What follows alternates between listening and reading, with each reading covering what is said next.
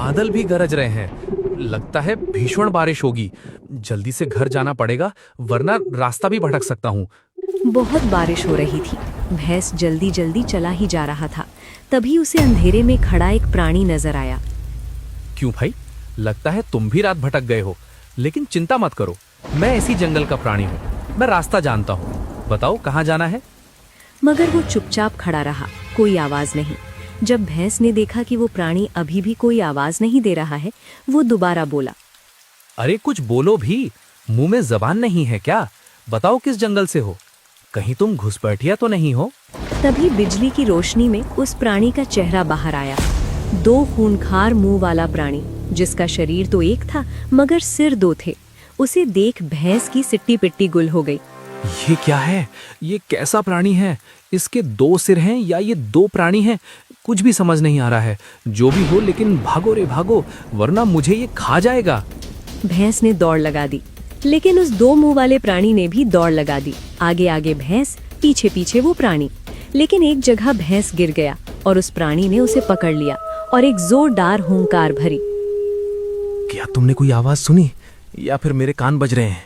ये तो कोई भेड़िए की आवाज है, लेकिन हमारे जंगल में तो सिर्फ हम ही भेड़िए हैं, कोई और भेड़िया नहीं है। तो ये आवाज किसने दी होगी? ये शिकार करने के बाद की हुंकार है। जरूर किसी भेड़िए ने बड़ा शिकार किया है।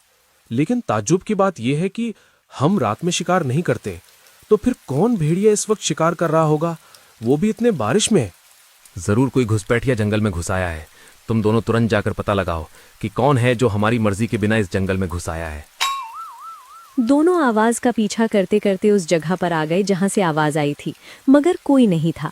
लगता है वो शिकार करके चला गया, लेकिन इतनी रफ्तार से कैसे शिकार किया होगा? लगता है कोई छोटा शिकार रहा होगा। तभी उनके पीछे से काली परछाई गुजरी। हल्की सी आहट भेड़ियों को सुनाई दी। कौन है? झाड़ियों के पीछे कौन है?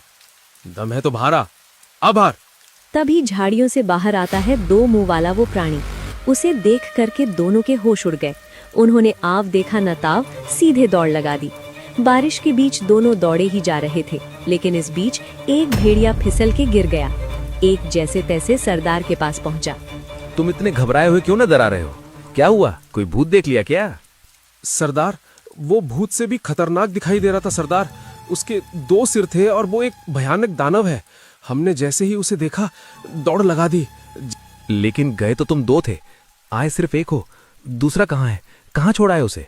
तभी उसे वही हुंकारने की आवाज आई और दोनों समझ गए कि इस बार उनका एक साथी उस दानव का शिकार हो गया।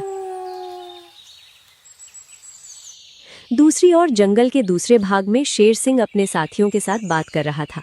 मेरे दोस्तों, जंगल में बारिश का मौसम आ चुका है।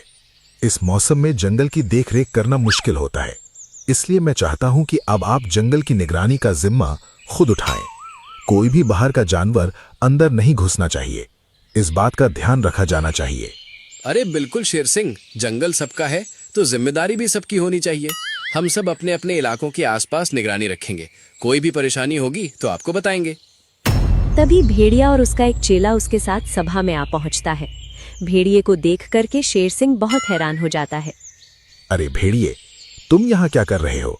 ये तुम्हारा इलाका नहीं है। इस सभा में तुम्हारा कोई काम नहीं। मुझे तुम लोगों से एक जरूरी बात करनी है। एक बार मेरी अच्छे से सुनो। बोलो। बहुत घबराए हुए नजर आ रहे हो। लगता है कुछ बुरी घटना हुई है। हमारे जंगल में एक 2 मुंह वाला दानव आया है। उसका शरीर तो एक है, मगर सिर 2 हैं। देखने में भयंकर दिखाई देता है और वो उतना ही क्रूर है। वो बेधड़क शिकार करता है। कोई भी जानवर उसके लिए सिर्फ शिकार है। वो किसी पर रहम नहीं खाता। मुझे तुम्हारी किसी भी बात पर विश्वास नहीं है। तुम मेरे दुश्मन हो और दुश्मन की किसी भी बात पर विश्वास नहीं किया जाता। बेशक तुम मुझे दुश्मन मानो, लेकिन मेरी बात पर विश्वास करो। वो दानव इसी जंगल की ओर बढ़ रहा है। उसने हमारे साथी को भी खत्म कर दिया है। हम किसी तरह अपनी जान बचाकर तुम्हारे पास शरण लेने आए हैं। इस बार भेड़ियों की बातों में डर साफ नजर आ रहा था। शेर सिंह को कुछ चिंता हुई। उसने सभा में ऐलान किया, दोस्तों, ये बात कुछ विश्वास लायक तो नहीं है, मगर फिर भी आप सभी कुछ दिनों तक सतर्क रहिए। कोई अजीब प्राणी नजर आए तो मुझे आकर जरूर बताएं। एक रात ऐसे ही हिरन अपने घर के पास गश्त मार रहा था। वो कुछ बड़बड़ा भी रहा था। आखिर मैं भी एक जिम्मेदार जानवर हूँ। मुझे भी अपने जंगल की निगरानी करनी चाहिए। मैं भी देखता हूँ कि कौन जंगल में घुसता है? किसकी इतनी हिम्मत है कि वो जंगल में आ घुसे? तभी दूर उसे एक परछाई नजर आती है। रात के अंधेरे में कुछ नजर नहीं आ रहा होता है। हिरन ऊंची आवाज में कहता है, अरे वहां कौन है भाई? इतनी रात यहाँ क्या कर रहे हो?